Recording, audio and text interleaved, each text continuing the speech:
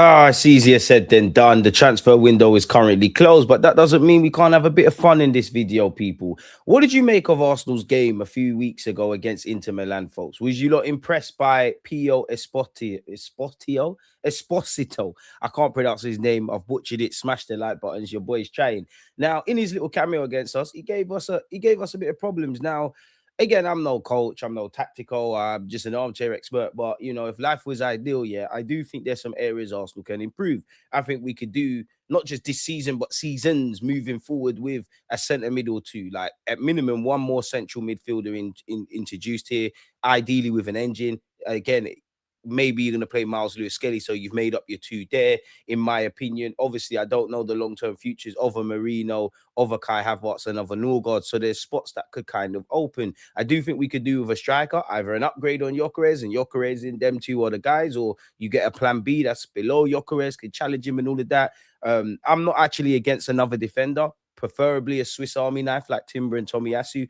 If not, a centre-half who can play right-back, or a right-back that can play centre-half. I think we're probably more loaded with options to the left-hand side, people. And I think I speak for every fan when we need a left winger in it. We need one. But apparently, Arsenal target Inter Milan starlet Pio Esposito.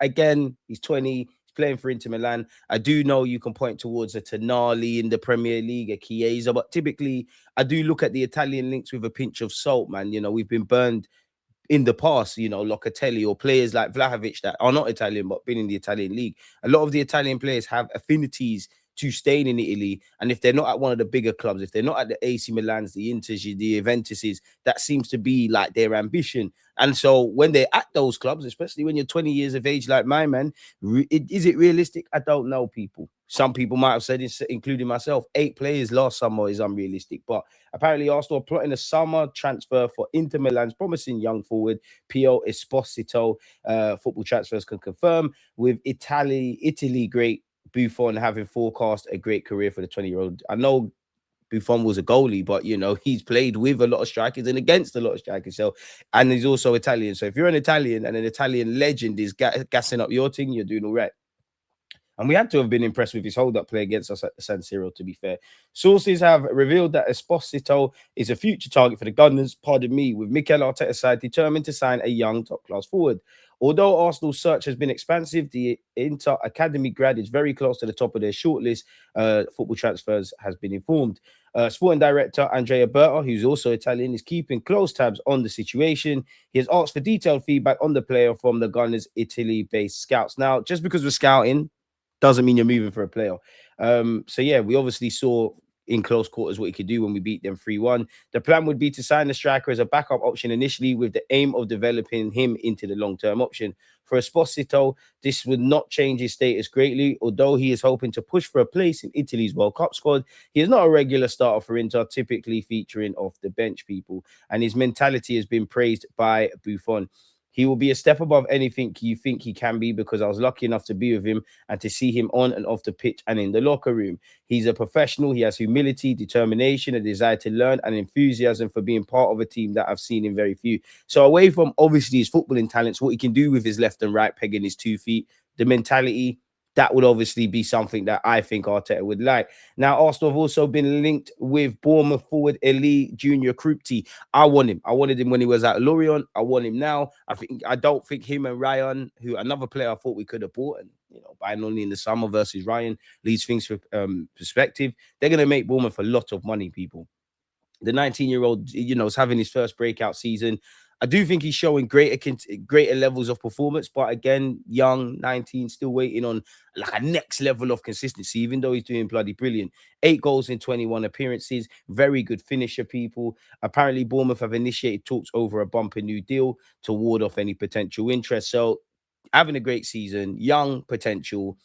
Want to give him a new deal. Simultaneously, you're being linked with Arsenal, Liverpool, Chelsea, Real Madrid, and Paris Saint-Germain, as well as Manchester City, Newcastle, Tottenham, and Aston Villa, people. For what it's worth, it's understood that Bournemouth value him at 80 million, with the Cherries keen to make him their most expensive sell of all time if he departs the club later this year, people. What are you lot saying? Smash the like button and subscribe. Would you have him? I don't know where you lot are at, so let me know. Arsenal although Arsenal have identified Kroupi as a potential target for the summer, team talks state that PSG have emerged as the strongest suitors for the Bournemouth attacker as they look to bolster their forward line ahead of 2026-27. Now, is that someone that can work in tandem, or is that a potential replacement for Bacola? A lot of you lot would want that player. And I saw someone actually describe Bacola as, the Messi of Noni Maduekes. And I thought, you know what, I get that, people. Some of you won't, but let me know your thoughts on that, people. Apparently, we're still linked with Lukiba of Leipzig. We're always linked with centre halves. He's actually recently been linked with Real Madrid, and apparently he's almost certain to be on the move, people, in the summer. Blin has said that, we're looking at him. It will cost 50 to 60 million euros. Blind are reporting that he could be joining us, people. Aston Villa have also been interested. Do we need another out-and-out centre-half? I'm not too sure, people. Manchester United are looking to beat Arsenal to the signing of Blackburn Rovers youngster Igor Tejon, who was linked with us last summer, linked with us in January, linked with a number of clubs in Poland. His contract at Blackburn is running out at the end of the season, so they'll be in line for a compensation package, people. He has made 3 appearances to date, people, and only played once this campaign for them at first team level. Man United won him, so I guess from a family point of view, you join a massive club in Man United, you'd bolster their academy ranks, obviously potential to grow into the first team or be sold on, and you wouldn't have to move too far in terms of like your family life, which I do think, especially for a 17-year-old, but for all footballers, it goes over people's heads. Blackburn apparently knocked back 3 Arsenal bids for Tejon despite his refusal to sign a new deal. They'll now only receive training compensation from his next move. The Gunners are still in a strong position to sign the youngster, as they've laid the groundwork for a potential move with their previous talks. But the report claims that the landscape is changing, people. What does this mean? Arsenal face dilemma. What's this? We'll look at that, people. We'll have a look. Is this new? It's 5 minutes ago. What is all this about? Trent's future is up for debate. Chelsea are plotting a move for Bruno Gomares, who, when we was linked with Tonali, surely Gomares is the better option, even though I like Tonali. Also, this is just talking about Kai Havertz's injury, really. 1 minute he's signing a new deal, then he's getting Bayern Munich will being linked with a move away. Apparently, Rafinha's turned down a chance to join Arsenal. Arsenal, Chelsea, and a bunch of clubs are going to be in the race to sign Julian Alvarez, who's rumored to be 120 million euros. Having a bit of a poor campaign in terms of goal scoring, people. So yeah, make of that what you will. Again, don't need to read this one. Yeah, he's gone on loan. It's a non-story, regardless of what's happened with De Zerbi or where Marseille are at. He's there until the end of the season, and of course, you want him to play, score goals every week, etc. Whatever experiences he has is going to help him grow as a footballer and as a person, people. So yeah, we'll part that one off. Dembele hit out at PSG after losing to Rennes. We've previously been linked with Dembele. We all know that this is nonsense, so I'm not really going to read this, but you can see why there's fuel to the fire, and apparently there's tension at PSG. For what it's worth, in the false 9 role, you did well last year. Maybe that's something for us, people. Borussia Dortmund right back Julian Runarsson is attracting high-profile attention, and Arsenal should be among his suitors. I mean, it doesn't surprise me we're linked with fullbacks. I'm sure it wouldn't just surprise you. This says Ben White's facing an uncertain future. Should it be uncertain? I'm not too sure. Liverpool are currently the front runners to sign Anthony Gordon, people. Obviously, he'd moved back to Liverpool, having been with Everton. He's been linked with them before, as well as Arsenal. 95 million odd quid. Arsenal and Manchester City have also been name dropped. Would you want Anthony Gordon at the carpet, people? We've been linked with another Newcastle man, and no, it's not Sandro Tonali. Apparently, we've been linked with Lewis Miley, people. He's a decent player. This says here Newcastle do not want to sell, so make of it what you will, people. Arsenal have also been linked with Antonio Nusa, who could be a good option, is Norwegian, like our captain Martin Odegaard. According to Football Dantan, scouts from Arsenal have frequently visited the Red Bull Arena to watch Nusa in action for RB Leipzig. Arsenal are aware of the need to constantly freshen up their squad with young and promising talents, and Antonio Nusa has caught their eye.